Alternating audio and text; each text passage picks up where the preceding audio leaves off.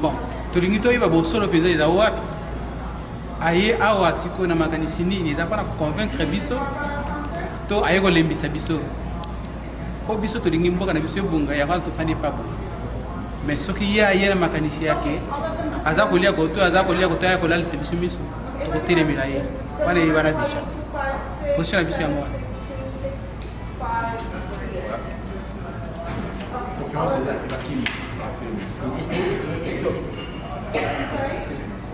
Chers compatriotes, mesdames et messieurs, bana somi école au Congo pas ignoce bino kuzwami qui mieza na bino toye awa vous allez komona na simananga hôtel Double Tree où ezali Hilton Hotel.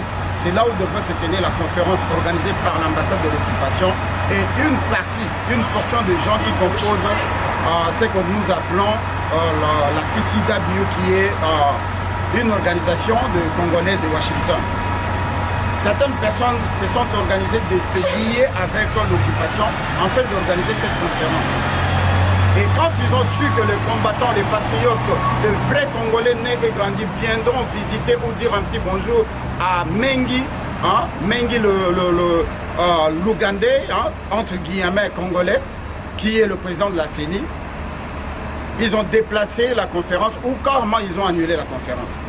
Chers compatriotes, mesdames et messieurs, nous avons une bonne raison, étant que Congolais, de passer ce message. La raison, c'est quoi?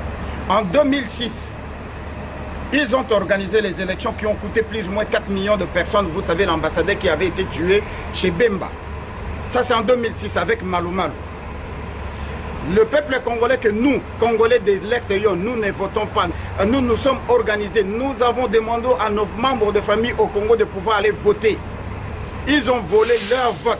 En échange avec, j'ai accepté l'inacceptable pour donner le voix de nos frères et sœurs à Hippolyte Kanamba à Joseph, il y avait eu plus ou moins 4000 morts dans Kinshasa seulement. Chers compatriotes, en 2011, avec le vieux Tshisekedi, nous sommes allés aux élections. De la même façon avec Ngoï Mulunda. Il est venu aux États-Unis, il a organisé des conférences, il a organisé des colloques, il a rencontré certaines personnes qu'on appelle des soi-disant combattants, les soi-disant opposants. Il a même fait des conférences ici. Il est rentré au pays. Nos voix que nous avions tous données à travers nos membres de famille à Papa Etienne Tshisekedi ont été volées. Et ça coûtait, s'il vous plaît, ça a coûté 3000 Congolais dans l'enceinte de Kinshasa seulement. Les images sont encore là. Alors nous nous posons la question de savoir, cette personne qui vient succéder à Malo Malou, qui a été déjà là en 2006, qui était un cofondateur du PPRD, et cette personne qui vient d'arriver, qu'on appelle Mangi ou Mengi, je ne sais pas trop, un Ougandais, Sodo-Congolais, qui vient encore organiser des conférences ici aux États-Unis. Nous, on ne vote pas. Nos membres de famille, quand on leur demande de voter, leurs voix sont volées pour donner à une tierce personne qui n'est autre que Hippolyte Kanamba Joseph Kabila. Posons-nous quand même la question de savoir pourquoi ces gens viennent trimballer ici, alors que les gens à qui ils doivent apprendre, c'est que c'est la CENI au Congo. Le type n'a pas hésité, après avoir promulgué, après avoir parlé à haute voix que les élections n'auront plus lieu au Congo. Qu'est-ce qui vient ici faire des conférences pour nous raconter quoi, nous dire quoi, est-ce qu'on en a besoin? Nous avons l'expérience de 2006, nous avons l'expérience de 2011 et nous lançons un message à l'ambassadeur de l'occupation qui est ici, M. François, de pouvoir comprendre que s'il est venu ici pour nous chercher, il va nous trouver sur son chemin. Après, ici, nous irons chez lui à la maison, dans son quartier. Tout le monde saura que c'est un criminel, un génocidaire. Banasomi ekolo Congo nazali na esengo mingi te. Ba mama na biso bande ko na biso bazana kati ba village na kati ba mboka bolanda message oyo. Ba bombi biso na 2006, ba bombi biso na 2011. Kaka po tozali ko exprimer voix na biso tozali ko voter pour une première fois le peuple congolais. Après Mobutu, après Kabila le père. Et on nous a amené un pseudo Kabila qui est là, Hippolyte Kanamba. Le peuple congolais s'est levé dans l'unanimité pour aller voter. Les voix ont été volées pour donner à Hippolyte Kanamba. Bakamati bavoya bande konabiso auto mobiliser qui to sensibiliser qui nasima papa Tshisekedi ba pesa mon Hippolyte Kanamba. En remerciement, Hippolyte Kanamba a tué des milliers et des milliers de Congolais. Il a fait violer nos mamans. Babi Bembezala qui la permanence à IDPS. Babi Bembezala qui n'a pas balabala, n'a pas caniveau. PPRD a bandé ko kamata bato tchena kata basaka tchena grenade ba bois qui n'a maille a explosé. Les rapports sont là au département d'État. Bato basali ko longwa Kinshasa. Basali ko ko sala ba conférence la semaine passée kaka na hôtel Oyo. Il y avait le ministre de l'énergie. J'étais témoin oculaire. Bandeko awa kure kata na kate. Awa tozana problème à couranté. Batiki Kinshasa place kure zate. Batiki Lubumbashi, batiki ba village na biso ezana molili. Bazoya ko sala ba conférence.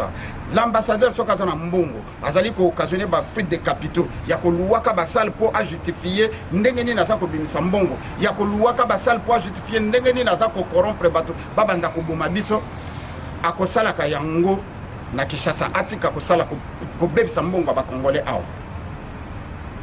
Et bato bazali ko sangana na ebo ebaka tozali kaka sima na bino. Yango biso to ye awa na baninga. Bayoka kite ko ya awa bakimi. Connaît mengi place nyoso ko zana aux États-Unis. Place nyoso ko sala conférence tu vas nous trouver sur ton chemin. Bolanda baninga biso. Bala ko zali mbote et le coup na polo oyo asali ke tokutana awa toujours na oyo etali mboka na biso Congo toali awa na kati ya métropolitaine Washington DC ndenge tolobaka toujours Washington ekotikala jamais kokwela na maboko ya PPRD ya Hippolyte Kanamba. Toyebi ke moto oyo ya semi nanga oyo akosuka lokola malumalu ayaki awa mpona asala baconférence na ye mais akotikala jamais kozwa espace wa lumbe ya papier na mutu na lumbe na ndenge ebandaka vraiment puisque tokomi na niveau oyo lumbe ifezonga na full compréhension na yango soki na mutu tokobunda na mutu et soki na mpona Congo esengani tosimbana tokosimbana alors monsieur nanga esika oyo nyonso tozali soki oyaki awa mpona otrouble diaspora ya mairie, je pense que na États-Unis en métropolitain oza na espace te et puis toyebi place oyo yali tokoluka yo ti esika oyo ozali na lokumu na nkolo Ingeta. Ouais, toyaki koluka yo Corneille Nanga, toya la question pour yo. Entre autres, ce totali bien malumalu na moyibi na epe nyonso na mabe na epe nyonso, mais on dirait de quelqu'un moi maël parce que ayebai que par ça semblant mon il y a problème penza moins indépendance qui fait que atteindre la banda ya bazelo ka koyi azo na l'étranger azo involve pendant azo ko tsapena ambassade te pour ça on est moi semblant moi neutralité quoi, donc c'est-à-dire sur deal na net azo suka na net organismes internationaux où il dit là dans la biloko ba droit de l'homme ba biloko ba recherche sur démocratie na mokido azo suka na bango, mais curieusement yo ozoya oza déjà sujet à un conflit ébélé, bazo attaché déjà bazo accusé que oza penza muta peut perdre, mais muta majorité, mais ozo ça même pas effort ya pour se dissocier, c'est-à-dire quoi yo mo poser la contrôle na tête bazo obligé makambo oyo donc le quoi yo ozo ya na souci na là moi par exemple tout le bayo kaka le quoi yo souci na yo eza à tout prix au couler le Congo au kuta so na nzela na yo bato okende to teleme na yo.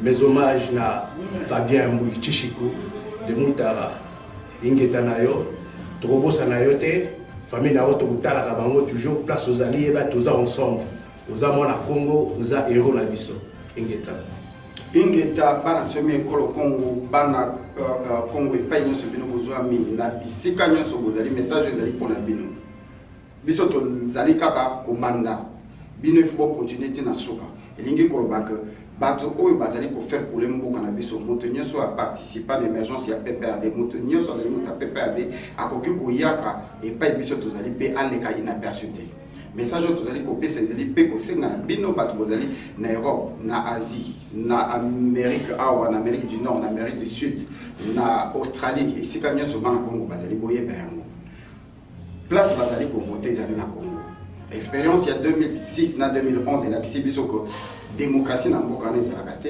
élection eza na nécessité mon côté seni eza na nécessité mon côté prouver biso que mboka ezali sous l'occupation na kati occupation tozali na posa élection te basi ba prouver biso yango modèle nyonso oyo tokoki kolakisa yango biso tovotaka te bandeko na biso tomobilisaka mpo bavote soki bavote bazwaka voi na bango bakei kohypothéquer yango soit j'ai accepté inacceptable soit babomi bato babotoli ndenge babotola Papa Tshisekedi. Donc troisième fois bakosala yango te troisième pénalité kosimba te élection ou pas élection okotikala na Kinshasa place bato bavotaka o continuer koteya kende na Mbanzangungu kende na Bandondo kende na Kisangani kende na bavillage okende koteya bango alors que aussi on lobby que élection kozala te loko l'élection ekozala te ozoya koluka nini alors tozali kotuna soki monsieur François qui est l'ambassadeur de l'occupation ne comprend absolument rien tomi bombaka nous sommes là pour na Congo donc de l'ingénieur qu'on est mangi ceux qui mangent place nyonso zali place nyonso yoko tellement na quatre États-Unis tu vas nous trouver sur ton chemin et bana il y a pas de place nyonso oyo tipo ya kokoma bola kisayi que vous en amour mboka na bino Ingeta ba somi a Congo ndenge bandeko nyonso tikoloba awa lelo normalement na heure 19h ezaki prévu que Corneille Nanga a la conférence na hôtel Osika Tozali na Double Tree Hilton na Silver Spring na downtown Silver Spring Maryland ba oyo bazaka na région ya métropolitaine Washington ba yebi place yango alors na dernière minute ba otinda ba email que conférence yango est annulée à une date ultérieure, ils ont reporté à une date ultérieure, donc tu vas dire pourquoi t'es. Alors, biso, quand on a ndenge ya miso pai, tu vas vraiment te vérifier, tu es baso qui est solo parce que il y a des moments où bah comment ko sa biso, bah yebi un certain nombre de combattants au basaka ah bah otinda biso bah email ya lokuta pour na ko distraire biso. mais tout ça qui est veillé, tu as vérifier vraiment ce qui conférence en est annulé ou pas. Mais tu y es à ton monango est annulé. Mais quand cela ne tienne, tu as là yoka kajo goya, ou tu as un comme tuna, tu as yo, oyo ezali ce qui est sengi qui est aux lumbe na yo pe ou aux yango, ils ont un problème te, ou kimi lelo, l'obito aux là yo tu as yo kaka. Ingeta.